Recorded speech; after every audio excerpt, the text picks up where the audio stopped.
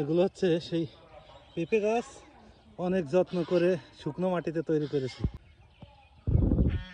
তিলে তিলে পরিশ্রম করে গড়ে তোলা সেই পেঁপে গাছ যেন বেঁচে যায়, সবাই দোয়া করবে।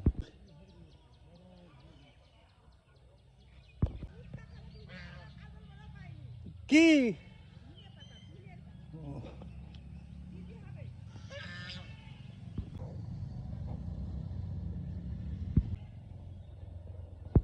এই যে বরবটি গাছ, বরবটি গাছে ফুল এসে গেছে।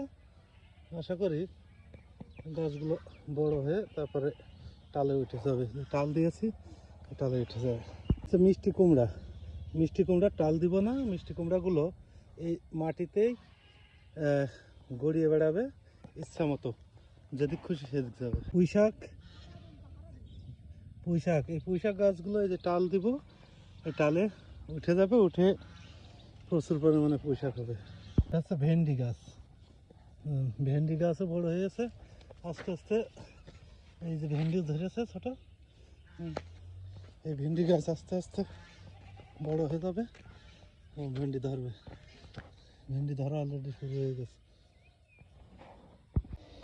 লাউ গাছ, শখের লাউ গাছ, এই যে লাউ গাছ আস্তে আস্তে উঠিয়ে দিচ্ছি। এই যে টাল দিয়েছি, এই টালে লাউ গাছ উঠে যাবে। মরিচ গাছ, মরিচ গাছ, মরিচ গাছও ফুল এসছে। আর অন্যগুলো যারা যেগুলো আসবে এই ক্রমেই বড় হচ্ছে, বড় হয়ে গাছগুলোতে মরিচ ধরবে। এই যে মরিচের মাঝে ধনিয়া পাতা, ধনিয়া পাতা মনে আছে। আশা করি ভালোই হবে। বেগুন গাছ, বেগুন গাছ কেবল এতটুকু হয়েছে, ফুল এসে গেছে। আশা করি এই বেগুন গাছগুলো আস্তে আস্তে বড় হবে, তারপরে সবগুলো ফুল এসে যাবে।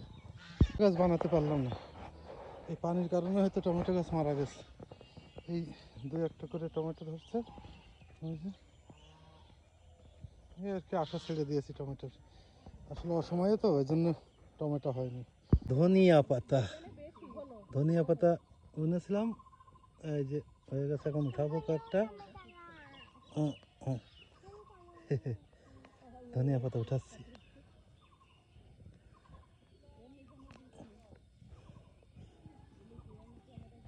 ঘুরাচ্ছেন।